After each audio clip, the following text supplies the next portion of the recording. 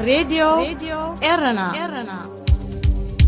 راديو إيرنا كاب كتما باريس محلالف بإرتورن غازت إنياتا زبدالو نتسا راديو سلام تنايب صحكم كبرا سماعتي راديو إيرنا نايلومي ربع شمون تطري كلتاشان عسران فنونا علم كم يالون تطعمون كان قدكميو قدمي قنا زينا كان قدمينا أرساد النهو سعود عرب إيرترا تركبو كيدان كأي بحر زواسنن هجرات أفريقان عربن مسريتا يمن إيرترا وين زركبوم سدتنياتات أبيت ما أسرتت أيز يساقيو حبرات أفريقا حبرات يوروبان حبرات هجراتن 300 حالتات بوليس سومال يسلطنو هذه إذاعة إرنا سعود عرب إيرترا تركبو كيدان كأي بحر زواسنن هجرات أفريقان عربن كمز مسرتت بوغي عفليتا اتشمون تهجرات زحقوف كيدان بسوني شدشت الري أبريا داب زغمولو منيسترات قدات واتسانا يزن هجرات أبز ترخبولو أقات أميو منيستر قدات واتسا سعود عرب فيصل بن فرح السعود مس منيسترات قدات واتسا شوعات هجرات أبز قبرو ركب نام مسراتتي بايتو كأي بحر زواسنن هجرات زبولو كيدان زخل تشارتر كمز تختمه الرقاقيتو منيسترات قدات واتسا إيرترا جيبوتي سودان سومال يمن جبسن عمانن نتي تشارتر كم زختملو بيت صحفة منيستر كابرياد حبيرو انتقونه تكيدان زخونه وتهدراو لفنتن مفتار زعلمه كم زيكونه منيستر الفيصل تقيسو سعود عرب أقدمه كأي بحر مزواسنن هجرات كتقبروز تنحت تدقاقا مركبات إيرترا تاقل إلى تنحا سعود عرب بكل تشان عسرتها مشتن كينات هانسار يمن كسابت تخفت مس إيرترا زنبرا زمدنا نلعلي 10 عامتات زحتل من بارو يفلت يغون مبر قبل اليمن كينات تابز خفتلو إيرترا أبال كيدانتي بسعود عربن حبرات إمارات زمرح وتهدراو لفنتي 31 هجرات مخن نزن هجرات لوجستيكا وحجزن كالو وتهدراوي أقلقلتاتن أماب تركب أب دوباو يمن تأيزاب زركب بيت مأسرتي تتحيزوم زلو إيرتراوين زركبوم 10 سدتنياتات هجرات قرن أفريقيا أب حما كونتات يركبو مع كنا زينا كابت خبابي بزغربو زلو حبريتا مسرت ناب سعود عرب نايمسقار حلمز نبروم أبزي زحالفي 3 ورح ناب يمن سقرو سدتنياتات هجرات قرن أفريقيا معلب يوم بيت مأسرت تأيز يقونا له سبب سلطان نايتي نتخبابي تغوصات يرزلو حوتي نتوم سدتنياتات كالز حاشيا مراتي كرخبولهم بزي مخالهم ناب بيت مأسرتي كم زأتوهم يمزقلسو أب يمن بسنك زكاز زلو كينات حما كونتاتو كوانتلو أب نفسو كفورحي ناب سعود عرب نمسقار زحلنو مبزحتهم إثيوبياوان زخونو زيغاتات هجرات قرن أفريقيا نابتا هجر كم زاتو تسبب حورات هجرات ينتصر سومال بمتحبار حبرات أفريقيا حبرات يوروبان حبرات هجراتن 300 حالتات بوليس يسلطن اللو أتوم كاب السولو شوعة ترت حيزوم أبسلطنا زلو سومالاوين نابتي زقوم زلو بفدرال بوليس داروش زفلت حيلي كم تنبرو تقليسو كم زعين السلطنا نسومال دحنا زيغاتات زحلو نايجزا أرسا حيل بوليس نختقوم حقاز مخانو كوميشنر بوليس عقاب سلام حبرات أفريقيا بسومال أغوستين ماغنوس كايلي حبيرو منقز سومال وشتاو تسأتات هاجر نمرققان وحسنا زيغاتات نمحلاون زخلو بقعن أخولن حيل بوليس نخونن بسلست يوم مشارختيز تتحزي ناي حموشت عامتا سلطنا تداليلو كوميشنر بوليس سومال عبدي حسن محمد السلطنا فولي حيل داروش نمبربار حقاز مخانو أسميرلو سومال بترك زدقف كالق سلطنا بوليسون تكايد كم زلا يفلت سومال بقعد زلوه نايجزا أرسا حالتات سأتا كساب تقوم هلاوي سراويت حبرة أفريقيا بتهاجر أقداسي مخانيو زئمنلو زينا أبزي فتسم راديو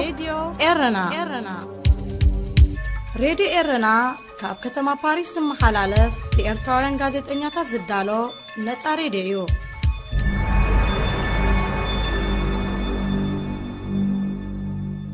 داغماي سلامتنا تقبلوا زخبركم سمعتنا قاتيلو زقرب مدبنا بسناي زرأت ولد زدالو مدب عالم كميان ليك خون سناي مكتال هذه إذاعة إرنا هنا إذاعة إرنا الدولية مس إيران زدنا قطو قجل العراقوان أبزحلف سمون وتهدرات أمريكا كاب هجرنا خوص اللوام زبل تحرتات كايديوم كنيم زلو إذن الساتهم جميرون مزلو زمته أمريكا بعربي أم عربون فرت بغداد بدرون نيراناوي جنرال قاسم سليمانن حدا كالئ مرحي ملሻ عراق ድሕሪ መቕተላ ስዒቡ ዝመፀዩ ኣብ ከምዚ ግዜ ኣባላት ሓገግቲ ኣካል መንግስቲ عراق ኣሜሪካ ኣብ عراق ንዝርከቡ 5200 ሰራዊታ ስሒባ ከተውፅእ ፀዊዖም ኣለዉ ኣሜሪካ ኣብቲ ከባቢ ዝዕቀብ ወሳኒ ፖለቲካዊ ረብሓታት ኣለዋ عراق ከዓ ንዕድኣ ኣሜሪካስ ተኣለይልና በፂሓላ ነዚ ዝከታተሉ ተዓዘብቲ ዘብዝሕዎ ዘለዉ መደምደምታ በኣር ጽባሕ እንታይ ክትወልድ እያ እዚ ዝእቶ ዘሎ ሓድሽ መንገዲ ከዓ ኣይንፅሩን እዩ ስለዚ ተዛሓየለት እሞ ከዓ ወሳኒ ረብሓታት ኣሎ ንትብል ኣሜሪካ ድሕሪ ናይ 17 ዓመታት ህላውኣ ትሚላ ከተኸትሞ ክኸብዳዩ ዝብል ግምትን ትንተናን ኣሎ عراقውያን ብወገኖም ኣንጻር ኣይሲስ ን4 ዓመታት ዘካየድዎ ቃልሲ ካብ ዝሓለፈ ጥቅምቲ ናይ 2019 ብህዝባዊ ተቃውሞታት ተመሊስሎም ኣብ ሰሜንን ምዕራብ عراقን ኣንጻር መንግስቲ ዝተኻየደ መጥቃዕትታት ጽዒቑ ስለዚ ከዓ ብኣሜሪካን ኣጽዋራትን ተሰንዮምን ተደጊፎምን ኣንጻር ትግብረ ሽበራዊ ዝብልዎ መጥቃዕትታት ኣበርቲዖም ተንቀሳቒሶም ዝበሃግዎ ፍረግን ኣይረኸቡን ኣብ ከምዚ ግዜ ኣሜሪካ ንعراق ገዲፋ ምውፃእ እምበኣር ሓደ عراق ብዝበዝሐ ቁፅሪ ሸዓ ምዃና ካልኣይ ከዓ ነቲ ሃጓፍ ትመልእ ሸዓዊት ኢራን ሃነፍነፍ ስለትብልን ክትመልእ ስለትጓየን ምስሓብ ሰራዊት ኣሜሪካ ካብ عراق ንረብሓ عراق ረብሓ ኣሜሪካ ይኮነን ዝብል ኣገላልጻታት ይስማዑ ኣሜሪካ ኣብ ሰሓበትላ መዓልቲ ኣብ መንጎ عراقውያን ፖለቲከኛታትን ዘይፖለቲከኛታትን ብኣህጉራዊ ረብሓታት ከዓ ኣብ መንጎ ኣሜሪካን ኢራንን ዝረስን እዚልካ ዘይግለጽ ምዕለብ ኣልቦ ግጭትን ወጥርን ክመጽዩ ዝብል ስግኣት ኣጸቢቑ ይርአ ከም ዘለውን ይንገራሎ ነዚ ኩነታት እዚ ዝርዳእ መንግስቲ عراق ወላኮ ባይቶ ሃገሩ ባይቶ عراق ንምስሓብ ሰራዊት ኣሜሪካ ካብ عراق ይጽውዕ ያህሉ ህውኺሉ ነቲ ጻውዒት ከጽድቕ ኣይትረአየን ኣሜሪካ ካብ عراق ቅድሚ 19 ዓመታት ኣብ 2011 ካብ عراق ስሒባ ነይራ እንተኾነ ኣይሲስ ዝበሃል ፈጣሪ ራዕዲ ምስ መፀ ብጻውዒት መንግስቲ عراق ዳግም ድሕሪ 3 ዓመታት ምዃኑ ኣብ 2014 ደጊማ ናብ عراق እግራ መሊሳ ኣይሲስ መንግስቲ عراق ምስ ሰነፈን ተረኽሞሸን ቀልጢፎም ኣብ ሰሜንን ምዕራብን عراق ገዚፍ ከባቢታት ተቆጻጺሮም እንተኾነ ምስ ኣሜሪካ ዝተፈጥረ ልፍንትን ኢራን ትድግፎ ሰራዊት ምልሻ عراقን ነቲ ቃልሲ ስለ ዝተሓወስዎ ድሕሪ ናይ 3 ዓመታት ከቢድ ዋጋ ዝሓተተ ኮይናት ኣይሲስ ካብ عراق ተጋሒጡ ወፂኡ ተሳዒሮ ብድሕሪ እዚ እምበኣር ብፍላይቶም ናይ ኢራን ጽልዋ ዘለዎም عراقውያን ኣሜሪካ ካብ መሬትና ክትወፀልና ኣለዋ ዝብል ጻውዒታት ሓይሎም ኣብ ዝሓለፈ ቅንያት ኣብ ማዕልቦ ነፈርቲ በቕዳድ ንጀነራል ቃስም ሱሌማን ዝቐተለ ስርሒት ኣሜሪካ ምስ ተጋህደ ከዓ ቁጥዐ እቶም ተደናገፅቲ ኢራን ዝኾኑ عراقውያን ሰማይ ደይቦ عراق ብሱኒ ኩርድን ሸዓን ዝቆመት ሃገር እያ ኣብዚ ዝካየድ ዘሎ ኣሜሪካ ካብ عراق ትውፃእ ዝብል ዘመተ ዝያዳ እቶም ሸዓ عراقዮም ዝደፍኦ ዘለዉ ስለዚ ከዓ ሱንን ኩርድን ዝመፁ ኣባላት ሓገግቲ عراق ተቃውሞታቶም ብቓላትን ካብ ኣኼባታት ብምውፃእን ከርእዩ ተራእዮም ኣለዉ ዓብዱል ማሕዲ ምውፃእ ሰራዊት ኣሜሪካ ቁልጡፍ ትግባረ ክረክብ ኣለዎ ምስ ኣምባሳደር ኣሜሪካ ተራኺቡ ነቲ ነገር ከሳልጥ ዝኽእል ሓሳባት ምቕራቡ ከዓ ኣብዚ ምዕባለታት እዚ ዝኽተት ጉዳይ ነይሩ ኣብ عراقን ከባቢኣን ክፉት ኩናት ክጅመር ዝኽእል ሓደን ወሳንን ስጉምቲ ምስሓብ ሰራዊት ኣሜሪካ ካብ عراق ምትግባር ጥራይ ምዃኑን ኣተሓሳሲበዮ ወሳኔታት عراقውያን ኣመና ዝሕርቆ ዘሎ ፕሬዚደንት ኣሜሪካ ዶናልድ ትራምፕ ኣሜሪካ ኣብ عراق ዘፍሰሰቶ ንዓመታት ዝኸደ ወተሃደራዊ ወጻኢታት ከመለሰት ከመይላ ትወፅእ ኣብ ዝብል መንፈስ ተጸሚዱ عراق ነስትብሎ ዘላ እንተተግቢራ ተራእዩ ዘይፈልጥ እገዳ ክትፀዓና ምዃኑ ፈኪሩን ኣፈራሪሑን ኣሎ ኢራን ብወገና የዋፅኣ ኣየዋፅኣ እያ ንሞት ጀነራለይ ሕና ከይፈደኹ ድቃስ የለን ኣብ ዝብል ቃላት ብህዝባዊ ናዕብታት ኣሰንያ ዓንገረር ክትብለሉ ቀንያላ ምስ ሩስያን ቻይናን ዝውግን ዝመስል ክሳብ ብግብሪ ዝኸደ ተርእዮ ዘላ ፖለቲካዊ ምውስዋሳት ሓዊስካ ኣብቲ ከባቢ ንዓለም ናብ ሓደጋ ዝወስድ ግጭት ከይመፅእ የፍርሑ እንተተባህለ ልብኻ ዝመልሕ ነገር እኳ እንተዘይኮነ ቀሊል ጌርካ ዝረአውን ኣይኮነን عراق ከም ሊብያን የመንን ዝኣመሰለ ሃገራት ግድዕቲ ሃገር እያ ኩሉ ሃገራዊ ብቕዓታ በብእዋኑ ዓንዩ ሎሚ ንድሕነታ ዘገልግላ ናይ ርእሳ ፖለቲካዊ ፀጋታት የብላን እዚ ዘርእዮ ዓብ መልእኽቲ እንተሎ ሓንቲ ሃገር ብገዛእ መራሕታ ተገዲዓን ተወፂዓን ንለውጢ ክትጥምት ከላ እቱ ዝካየድ ቃልሳ ናታን ናይ ውሽጣን ክኸውን ኣለዎ ለውጢ ሎምን ሕጅን ጥራይ ይምፃእ እምበር ብድሕሪኡስ ዝኾነ ይኹን ኣብ ዝብል ጉዕዞ እንተተሸይማ ተቐብቃቢት ኩዕሶ ናይቶም ሓጊዝና ዝብሉ ናይ ግዳም ሓይልታት ይትኸውን ኣብዚ ሓሳብ እዚ ህልውቲ ጽብቕቲ ኣብነት ኢራቅ እያ ብኣይሲስ ምስ ተወረት ደገፍ ግዳም ደልያ እቲ ደገፍ ከኣ ካብ ኣሜሪካ ኢራን መጺዋ ኢራንን ኣሜሪካን ድሙናን ጨዋን ኮይነን ምርካበን ከኣ ንሃገራዊ ረብሓን ሓድነትን ኢራቅ ዝጠቅም ኣይኮነን ክልቲኣተን ብረብሓታተን እምበር ብሰላም ርግኣት ዕቤት ህዝብን ሃገርን ኢራቅ ግዲ ዘይብለን ሃገራት ክቀዳደማላ ወይ እውን ክመናጨታላ ተመስኪሮ ንመንን ኣርሒቓ ንመንን ከተቕርብ ከም ዘለዋ እውን ኣብ መዋጥርኣት እያ ኩሉ ከዓ ብሰሪ ኣብ ርእሳ ዝኣመን ናይ ለውጢ መስመር ተኸቲላ ብዘይምኻዳ እዩ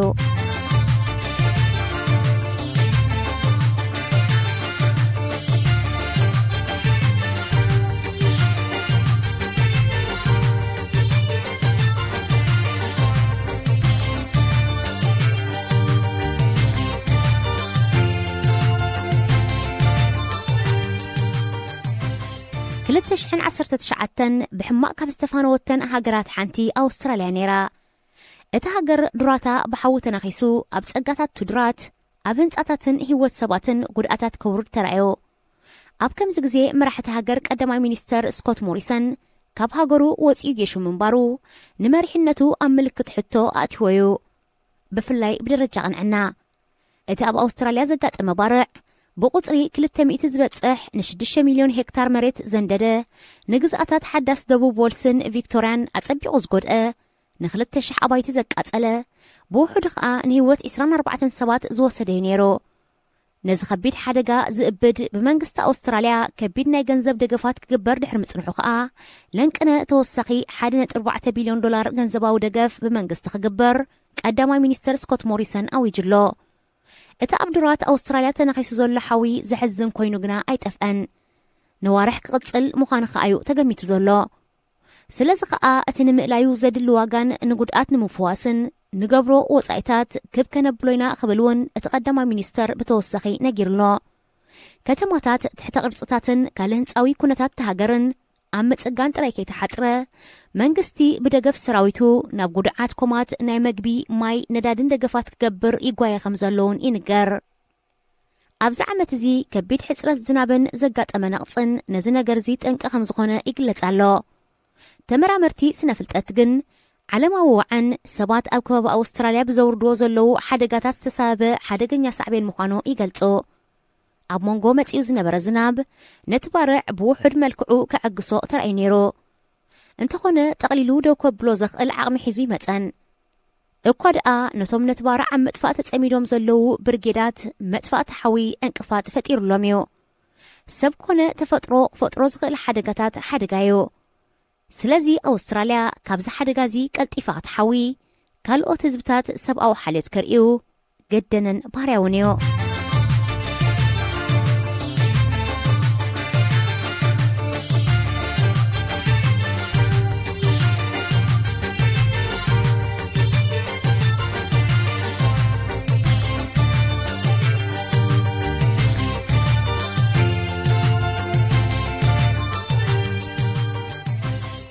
ሓዳስ ሃገር ደቡብ ሱዳን ገና ብሓዳሳ ዝተረመሰት ሃገር እያ ካብ ኩሉ እንተተሰኣነ ግን ኣብዚ ቀረባ ግዜ ብስፖርት ክትሕደስን ተስፋ ክትረክብን ዝበሃገ ገለን ኣሽቱ ምዕባለታት ርኢ ኣላ ኩሉ ግዜ ብስፖርት ዝበራበር ሃገራዊ ሓይልን መንፈስን ኣቃሊልካ ዝረአ ኣይኮነን ካብቲ ንቡር ወፂኡ ንኣካለ ስንኩላን ዘሳትፍ ስፖርት ብገስን ክበራትዓን ከዓ ኣጸቢቑ ዝበለጸ ሓይሊ ዝህብን ፍናን ዘስንቕን እዩ ከምኡ ስለ ዝኾነ ከኣዩ ኣብ ኩርሲ ስንኩላን ኮንካ ዝጽወት ባስኬትቦል ኣብ ደቡብ ሱዳን ፍትውን ዘስፋሕፍሕን ኮይኑ ዘሎ ኣብ ደቡብ ሱዳን በቲ ዝነበረ ግጭት ዝሰንከሉ ዜጋታት ብዙሓት እዮም እዚ ሓቅታት እዚ ዝደፍኦ ደቡብ ሱዳናዊ ኣሜሪካዊ መለት ወይ ንርእሱ ስንኩል ሞያዊ ተጻዋታይ ስንኩላን ባስኬትቦል እዩ ንደቂ ሃገሩ ክሕግዝን መንፈሶም ከበራትዕን ኣብ ተመሳሳሊ ኩነታት ስንክልናን ስፖርትን ዘለዉ ክሕግዝ ዘድሊ ስልጠና ክህብን ተወዳዳርነት ከዕብን ን80 ደቡብ ሱዳናውያን ስንኩላን ስፖርተኛታት ደገፉ በጊሱ መለት ወይ ኣጋሩ ፖሊዮ ዝለመሰ ወዲ 12 ከሎ ምስ ስድርኡ ናብ ኣሜሪካ ዝተሰደ ኣብ መወዳእታ ከዓ ኣብ ዩኒቨርሲቲ ኣሪዞና ኣብ መንበር ኮንካ ኣብ ዝጽወት ሞያዊ ጸወታ ባስኬትቦል ክሳተፍ ዕድል ዝረኸበ ሰብ እዩ እንሆ ከዓ ሎሚ ኣርኣያ ደቂ ዓዲ ክኸውን ካብ ዝሓለፈ ታሕሳስ ናብ ሃገሩ ደቡብ ሱዳን ተመሊሱ ንስንኩላን ሃገሩ ኣጅኹም ይበል ጽሩይ ልቢ ዝደፍኦ ጽሩይ ንቕሎ እዩ ኤርትራውያን ነቶም ምእንተ ሓርነትን ድሕነት ሃገርን ሰንከሉ ኤርትራውያን ኣሕዋትና መንፈስ ላዊኦም ዘበራትዕ ንጥፈታት ቅድሚ ሕጂ ኣይተገብሩን ክበሃል ዝከኣል ኣይኮነን ኣጸቢቑ ክባራትዕን ኣብ ስፖርት ዓብዪ ፍናን ዝፈጥር ኮይኑ ክመጽእን ተወሳኺ ውፉይ ጻዕሪ የድልየዩ ምባል ግን እዚ ዜና እዚ ጽቡቕ መዘኻኸሪ እዩ ሬድዮ ኤረና ሬድዮ ኤረና ካብ ከተማ ፓሪስ ዝመሓላለፍ ብኤርትራውያን ጋዜጠኛታት ዝዳሎ ነጻ ሬድዮ እዩ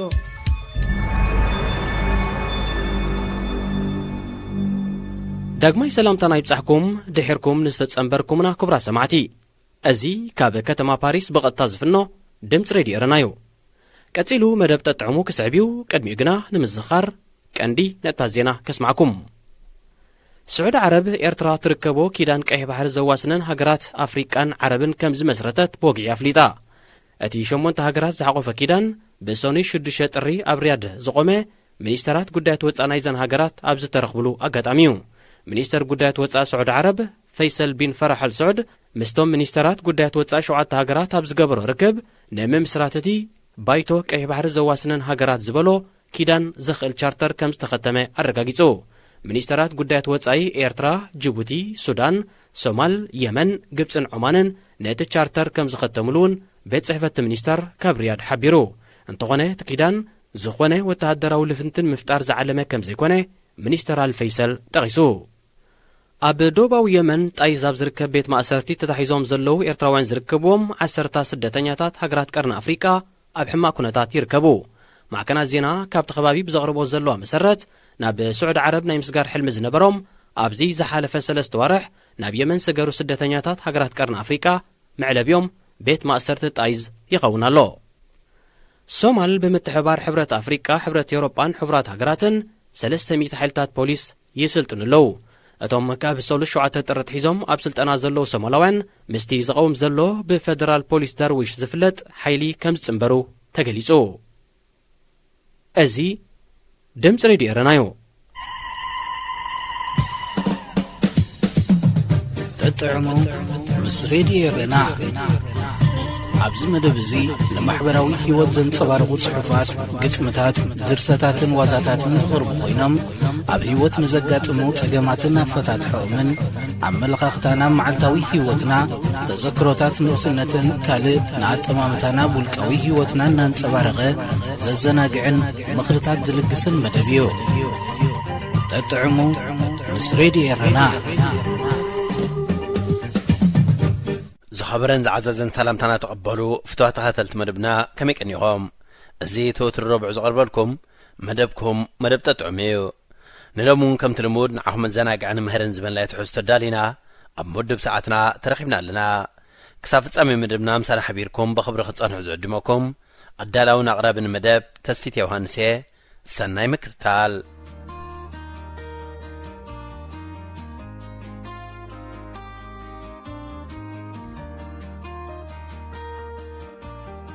ጽባቕኺ ካብ መምህር ሜሮን ሃብተ ማርያም ጽምብላሊዕ ጻዕዳ ጻዕዳ ወይ ክትጽብቕ ዛኽሳዳ ኒውኔጅው ትብላላ ከም ህፃን ኣብ ተዓቝሩ ዝነበረ ማይ ጨፍረቕረቕ ትብሊ ዝናብ ኣይቋረፀን ሰዓል ጀማሚራት ስለ ዝነበረት ካፋ ከኻፍ ምጀመረ ንዕናይ በጃኺ ዝናብ ከይበርትዐ ዝበልኩኺ ንስኸ ግን ምስ ምብርታዕ እቲ ዝናብ ደስታኺ ሓይሉ ይክዖ ጸበብቲ ኽናፍርኪ ጋሊሕኪ ኣንቃዕሪርኪ ሰማይ ትጥምቲ ፍርያተ ዒንትኺ ዓሚትኪ ናብ ኣፍኪ ዝኣተወ ማይ ብስምዒት ጐርዳዕ ዓቢልከ ትውሕጥዮ ጽባቕተይ ምስቲ ማይ ኻፊኽባ ንዓይ ውሓጥኒ ኢለኪ ጽባቕኺ ህርፍርፈት ፈጢሩለይ ኣብ ጽላል ኣጽሊለት ዓኒደ ጥምተኪ ከምዘይ ጸናሕኩ ምንቅስቓሳትኪ ምንቕቓሕ ፈጢሩለይ ክመጻእክውን ተወላዊለ ኣባጅጎ በላዕጎጎ ማይንዶይ ትሕደጎ እሰማዕክኒ ግን ኣይትመስልን ጸወታ ክትቐጸሊ ምስ ዝናብ ዘለኪ ፍቕሪ ፍሉይ እዩ مساخي زلن فتوتون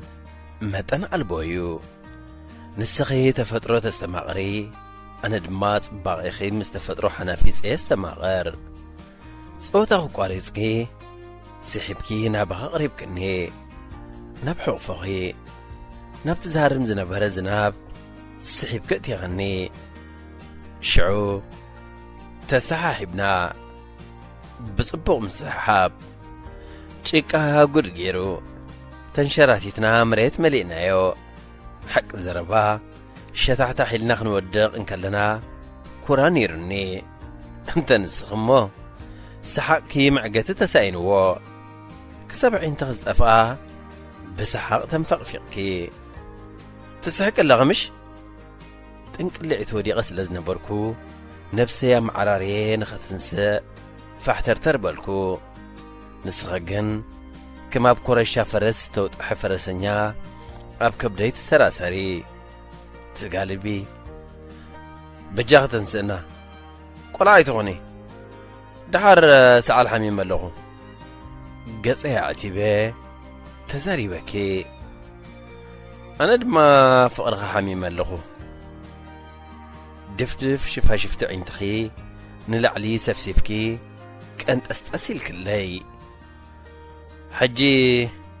ሰዓል ከልግብካለይ ካብዛ ቦታ ፈልከት እንተኢለ ኣየኣነኒ ቃብ ዘርዘርከ ኸኣ ክዕብደኒ ጉዳም እዩ ኣንተ ጸልኪ ክመስለኒ ፍቕርኺ ዕንዝዝኒ ኩነታት ዘለና ይርስዐ ከም ኢልና ንቐኒ ከይብለኪ ፍርሕለኒ ኣባኺ በፂሑ ልበይ ዓሻይ እንትጓል ስምዕ እንዶ ሰዓል ደኣ ባዕሉ ምጻእክ እምበር ከመይ ገይረ ኣነ ዘልገብኩልኪ ዘረባኺ መትሓዚ ስኢነ ኣሎ ቅድም ምሽ ኣብ ድኳንና መጺኻ ንፍቕሪ ክትሓተኒ እንከለኻ ንዮሃንስ ሓወይ የሸግረኒ ኣሎ ኢለ ነጊረልካ ነጊርክለይ ጥራይ ኣይእስኺ ኣህሪምክን እምበር ከተንብብያ ኢለን ዝሃብኩኺ ናይ ፍቕሪ ደብዳቤ ንሓውኺ ሂብክዮ ወዮ ደላይ ፍቕሪ ሻቑሎት ዘመዱ ድማ መልስኺ ክሰምዕ እናተሃንደድኩ መጺልኪ ሓውኺ ኣብ ድኳን ጸኒሑ ብካሶት ተሳሂሉኒ ሓውኺ ናይ ኣቦኸ ወሲዱ ምስቲ ድቁ ናይ ተዝሃረመኒ ግብረ መልሲ እንተዝህቦ ብእውነት ከም ባላንችናም ተተኰሰ ብሰሓቕ ተተኪስኪ ሽዑ ባኻ ኣባኺ ዝነበረኒ ፍቕሪ እዩ ከምኡን ኸይገብር ሓሊኹ ሒዝኒ ዓይንኺ እናጥመትኩኺ በታ ዝመጻኽዋ ተዓዚረ ኣብ ውሽጢ ድኳን ኮንኪ ትበኺ ከም ዝነበርኪ ምስ ዝተባሃልኩ መጠኑ ዘይለካዕክዎ ፍትወተይ ኣለዋ ኢለ ብተስፋ ሃሳስ ተስፋ ሰኒቐ ገዛይ ተመርቀፍኩ ሽዑ ከም ዝበልክኒ ሙሉእ ለይቲ ስለምንታይ ከምኡ ገይረ ኢልከ ክበኪ ሓዲረ ንጽባሒቱ አንግሄ ኣብታ ወትሩ ካብ ክፍሊ ጸኒሐ ክወፅእ እንከለኹ ጽቤን ዝነበርካ ቦታ መጺእካ ብዘይ ዘረባ ሓኒቐ ሓቒፈካ ተለጋጊብና ነዊሕ ጸኒሕና ናብ ከንፈረይ ተጸጊዕካ ስዒምካኒ ንመጀመርታ ግዜ ወዲ ስዕም ነይረ ንመጀመርያ ተመክሮ ስዕመት ብኡ ኣቢልካ ፍቕሪ ለቢድካኒ ተለባቢድና ኩነታት ከይጸለውና ነዊሕ ዓሊልና ዋዕ ኣንተን ስእባ ኣብ መኪናና ኾይንና ንምሎ ከይፈተኹ ተቃውሞ ያስሚዐ ኣብ ልዕሊኻ ምህላወይ ከቢደካ ምሽ ጽቡቐይ ኣነ እኮ ጾርካ ክመቐል ዝተለኣኩ ምቃልከ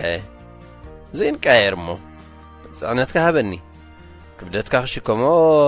ደስ ብለኒ ርእሰይ ክተቕንዒ ብኳሌታይ ስሒብክኒ ብድደይለ ንዕናይ በጃኺ ሕጂ ጸወታ ጽንሓልኪ ዝናብ ከይብርትዕ ተሰኪፈ ናበይ ንዓዳ ጨፈቃ ሓጊዙኪ ናብታ ዝነበርናዮ መሬት ስሒብክኒ እንደገና ወዲቕኪ ድማ ኣንቲ ተጻዒነክ ዶ ተሰኪፈ ተላይ ሕጂ ሰዓል ኣልግበለይ ንዘረባይ ኣቕልብ ኩሉን ብኽሳደይ ስሒብክኒ ናብ ከንፈርኪ ተጸጊዐ كنافر كلتينا تلاقيبو تسعايمنا كم حسوم تسعايمنا سعمت كم قوريو سبنتكي تقلز ودقنا مريت عفيفو مقوت زري اللي مچوت زري واللي كم زاقهم زي صنحكو ناب سبنتي أطبق أبيلا حويفكي قال نجر زرع أخت مسلي حنسب سكصنح مسبلي كاب سبنتكي بقستاز ليغا برهان فقري جن كزلك الليك ألن قلت إفنانا بتتصنحنا ياخذ ملس دلالني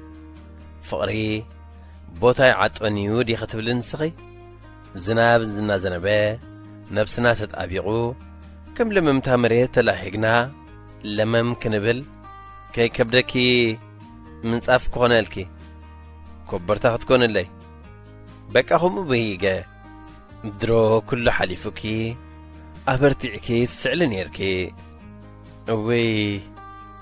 سعال حميم كمش إليك ندي نعنا بجاخ نغيد أنا سيلك عندي سعال كي يلقب كالي كم زي تنسأنا يجيرا كامش انت دليخا حجي نغيد بفقرها تراي زي كونه بحمام كاون كتلب بدن مخالكا حقو سيوسن يبلون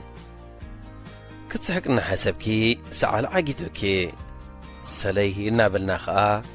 نابت مكينا نازنا برتبوتها بزحنا كيار كدان سلزنبرنا زمام قلنا لباس لبسنا كاب غزا استمالنا كابتشينو زحزه بيرموس نيرو كلتت اسها مستي تمالينا كلنا ابحنت طرايك اديحكي اوف باستنفاسكي يا زحلكي معقو خافيخي نابكنا فري تتابيقكي ترفكي حدكي كلن ناب افيك اغلي غوردا مسمرق كعويسه ستي يامسيهيو نصباق خي نمسجنكا ممهر ميرون حبت مريم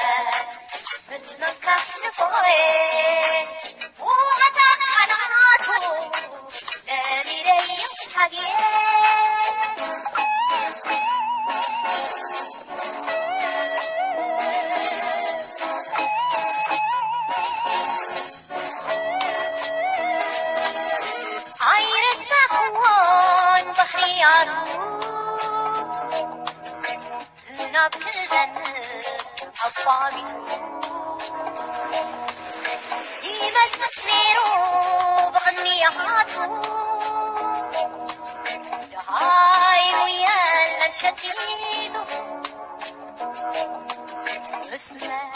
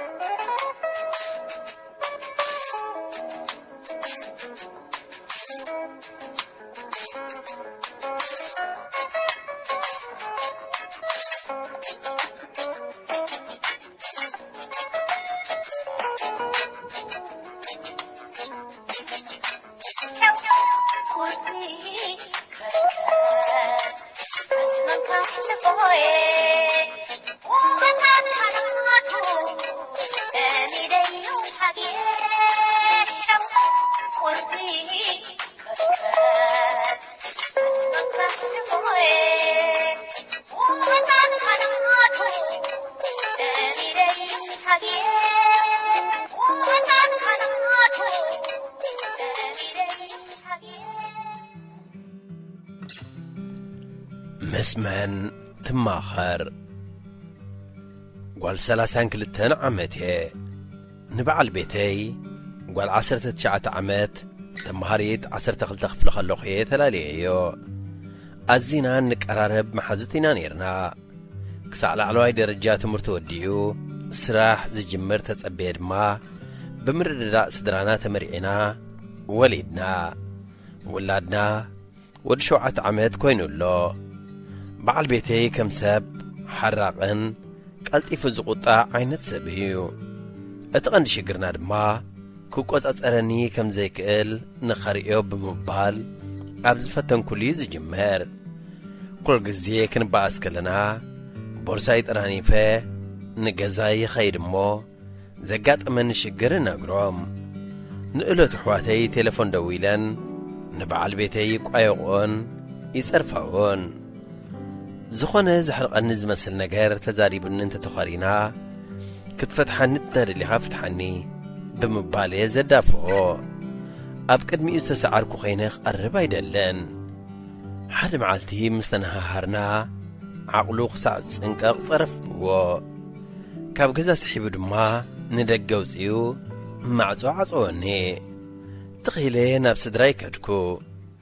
سدراي صنحون كس مسريتهم ناب بوليس أقربوا كل جزء سبات بدقة خوينهم نتقدينا خزاربو لخلو أنا خمسة بدلكون استقودا أكون غيرهم يمزقلسوني يخون دا أمبار اتحكي بأنصاريو نبعال بيتي سمعيتها مقدأتي زور دلوز نبركو أنا ناب بوليس مسكدنا أكاله مقدأتي أوريد الليس لزبالكو بتقداي تداقوني سدراؤه نتخسي كبوليس نخسحبون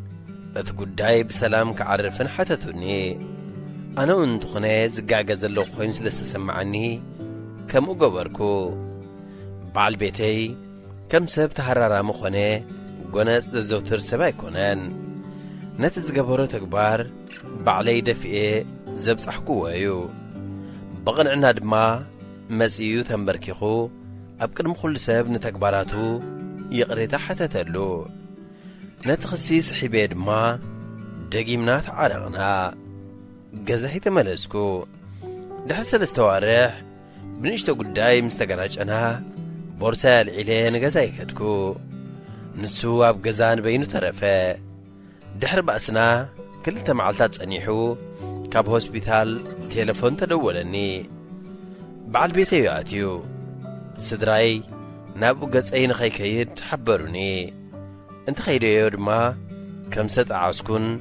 كملس زدلخن كوينو خسمعو يبلني أحواتي اتحميمي زبلو زلو زربا حسوتيو زبل امنت نبران كل جزي سبات تبداليت مخانيت رايم زفلتو اب هوسبيتال سومنز انيحم سوصه ناي فتح مصوعتا ورقت مصاني فتح يدلني مبالكوا دليت انت نبرني تعبيتي جناخ علنن نسو حساب قيرو بممصا كلمنا ندلخو تليفون دويله دما اتزحاتو حتو فتح بوغنا يقبل مخانون اب جهنم كم منبار كم زتغلاغلكون حبركوا ابيت فرد مسكرمنا حنيك فدي بموبال نبرتون ገንዘቡን كمقال كم زغبان حاتتكو يخون دامبار كل تبحبار زطرنا نبرت نعي طرايك وهاب كم زلوون مسايك ماقل كم زيدلن بمحبار نسو فتح طراي كم زدل حبره بوقعي نبيت فرد حبره دحر فتحنا حد عمت صنيحو بعل بيتي نبر دقيمو يمرعلو انا قنه لخو بسنك تعبيتي كاب كله تريفه سدراي دروك حميني جميرهم يوم نعلتو هيوتي زخون عتاو سلازي باللي كابتي بعل بيتي زهبن قلب ناي ودي تمركسي زنبر زلخو حداري كم زبتنكو ردانيو أنا نسب حدار حنت مل اختي كهب زدلي كامن مخرت قبل فلات اي تتاللو ابزحج اوان اتن كابايزن ساعاتي زيادة كبرت اللوان اتم نخفاتح الجوخي زبلن زنبور سبات لومي مسكالو اتسبات كوينوم كحاميني وعللو كاب تعبيت زركب تقميلن منجي Humans of the World ترجم سيد صالح. هذه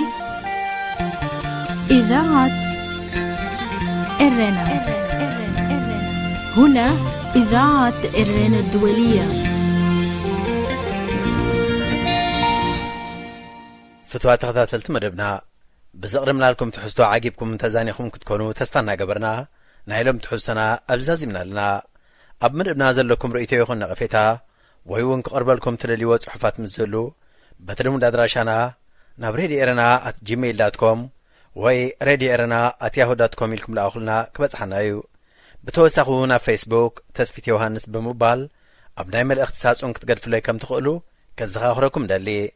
بسترفة بزمس ربوع أبتمساسال ساعتين بستفليت حسن كسابن الراخب تطعمو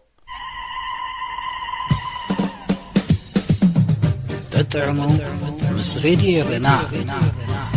عبز مدبزي لمحبراوي هيوت زنصبارقو صحفات قتمتات درستاتن وازاتاتن زغرب خوينم عب هيوت نزقاتمو صقاماتنا فتاتحو من عملقاختانا معلتاوي هيوتنا تذكروتات نسنتن كالي نعتمامتانا بولكاوي هيوتنا نانصبارقه ززناقعن مخرطات زلقسن مدبيو